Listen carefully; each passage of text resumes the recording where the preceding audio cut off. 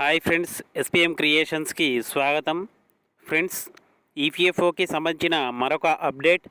Friends, ఈపీఎఫ్ఓకి సంబంధించిన updates మరియు సలహాలు సూచనల కోసం మన ఛానల్ను సబ్స్క్రైబ్ చేసి లైక్ చేస్తూ కామెంట్ చేయగలరు, అలాగే షేర్ చేయగలరు. మరిన్ని వీడియోస్ కోసం మన ఛానల్ను సబ్స్క్రైబ్ చేసి పక్కనున్న బెల్ ఐకాన్ను క్లిక్ చేయడం ద్వారా మేము చేసే ప్రతి వీడియో మీకు నోటిఫికేషన్గా రావడం జరుగుతుంది. ఫ్రెండ్స్, ఉద్యోగుల పెన్షన్ స్కీమ్ ఈపీఎస్లో కనీస పెన్షన్ పెంపుపై కేంద్ర ఆర్థిక మంత్రిత్వ శాఖ కీలక ప్రకటన చేసింది. కనీస పెన్షన్ పెంచాలంటూ కార్మిక శాఖ చేసిన వినతిని తోసిపుచ్చింది. దీంతో ఎంప్లాయీస్ పెన్షన్ స్కీమ్ ఈపీఎస్ కనీస పెన్షన్ వస్తుందా రావట్లేదా అనే అప్డేట్స్ మరియు ఈపీఎఫ్ఓకి సంబంధించిన సలహాలు సూచనల కోసం మన ఛానల్ను సబ్స్క్రైబ్ చేసి లైక్ చేస్తూ కామెంట్ చేయగలరు, అలాగే షేర్ చేయగలరు. మరిన్ని వీడియోస్ కోసం మన ఛానల్ను సబ్స్క్రైబ్ చేశాక పక్కనున్న బెల్ ఐకాన్ను క్లిక్ చేయడం ద్వారా మేము చేసే ప్రతి వీడియో మీకు నోటిఫికేషన్గా రావడం జరుగుతుంది. ఫ్రెండ్స్, ఉద్యోగులు పెన్షనర్లకు బిగ్ అలర్ట్. ఉద్యోగుల భవిష్యత్ నిధి సంస్థ ద్వారా అందే ఎంప్లాయీస్ పెన్షన్ స్కీమ్పై కేంద్రం కీలక ప్రకటన చేసింది. ఎంప్లాయీస్ పెన్షన్ స్కీమ్లో నెలవారీ కనీస పెన్షన్ పెంచాలని కేంద్ర కార్మిక శాఖ చేసిన వినతిని తోసిపుచ్చింది. కేంద్ర ఆర్థిక మంత్రిత్వ శాఖ కనీస పెన్షన్లో ఎలాంటి మార్పులు చేయడం లేదని స్పష్టం చేసింది. ఈ మేరకు ఈ నిర్ణయంపై సెంట్రల్ బోర్డ్ ఆఫ్ ట్రస్టీస్ సిబిటికి గత శనివారం జరిగిన సమావేశంలోనే సమాచారం అందినట్లు తెలుస్తుంది.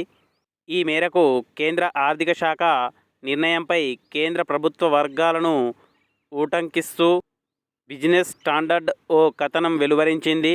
ప్రభుత్వం నియమించిన మానిటరింగ్ కమిటీ సిఫారసుల మేరకు ఎంప్లాయీస్ పెన్షన్ స్కీమ్ ఈపీఎస్లో కనీస పెన్షన్ 1000 రూపాయల నుంచి 2000 పెంచాలనే ప్రతిపాదనను కేంద్ర ఆర్థిక శాఖకు పంపింది కార్మిక శాఖ.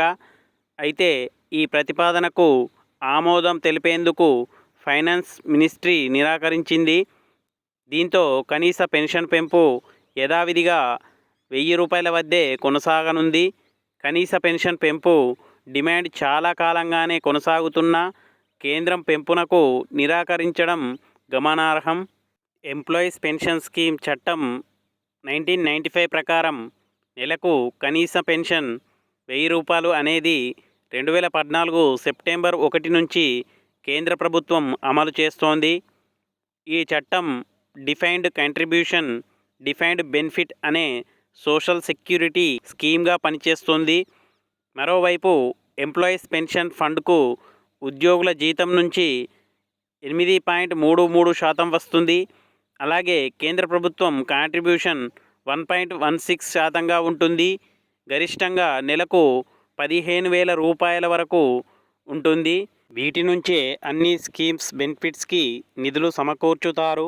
ఉద్యోగుల భవిష్యత్ నిధి సంస్థ ఈపీఎఫ్ఓ వార్షిక నివేదిక ఆర్థిక ఏడాది 2023-24కి గాను మొత్తంగా 7.55 మిలియన్ల పెన్షనర్లు ఉన్నారు. అందులో 3.64 మిలియన్ల మంది నెలకు 1000 రూపాయల పెన్షన్ అందుకుంటున్నారు. ఆ తర్వాత 1.17 మిలియన్ల మంది 1000 రూపాయల 1 నుంచి 1500 పెన్షన్ అందుకుంటున్నారు. ఆ తరువాత 8,60,60,000 మంది 1501 రూపాయి నుంచి 2000 మధ్య పెన్షన్ తీసుకుంటున్నారు. ఆ తర్వాత 26,769 మంది 5,000 రూపాయల పైన పెన్షన్ తీసుకుంటున్నారు.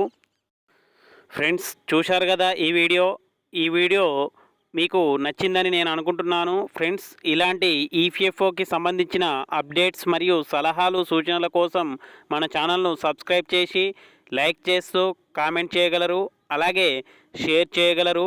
మరిన్ని వీడియోస్ కోసం మన ఛానల్ను సబ్స్క్రైబ్ చేశాక పక్కనున్న బెల్ ఐకాన్ను క్లిక్ చేయడం ద్వారా మేము చేసే ప్రతి వీడియో మీకు నోటిఫికేషన్గా రావడం జరుగుతుంది.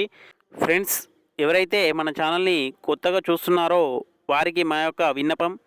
ఫ్రెండ్స్, మీరు మన ఛానల్ను సబ్స్క్రైబ్ చేసి పక్కనున్న జాయిన్ బటన్పై క్లిక్ చేస్తూ మా యొక్క మెంబర్షిప్ తీసుకున్నట్లయితే మీకు యూట్యూబ్కి సంబంధించిన ప్రతి అప్డేట్స్ మరియు సలహాలు సూచనలు ఫ్రీగా ఇవ్వడం జరుగుతుంది. దానికోసం మీరు మన ఛానల్ను సబ్స్క్రైబ్ చేసి పక్కనున్న జాయిన్ బటన్పై క్లిక్ చేస్తూ మెంబర్షిప్ తీసుకోవాల్సి అయితే ఉంటుంది. ఫ్రెండ్స్, చూశారు కదా ఈ వీడియో మీకు నచ్చినట్లయితే మన ఛానల్ను సబ్స్క్రైబ్ చేసి లైక్ చేస్తూ కామెంట్ చేయగలరు, అలాగే షేర్ చేయగలరు. మరిన్ని వీడియోస్ కోసం మన ఛానల్ను సబ్స్క్రైబ్ చేశాక పక్కనున్న బెల్ ఐకాన్ను క్లిక్ చేయడం ద్వారా మేము చేసే ప్రతి వీడియో మీకు నోటిఫికేషన్గా రావడం జరుగుతుంది. Thank you friends, thanks for watching. Thank you.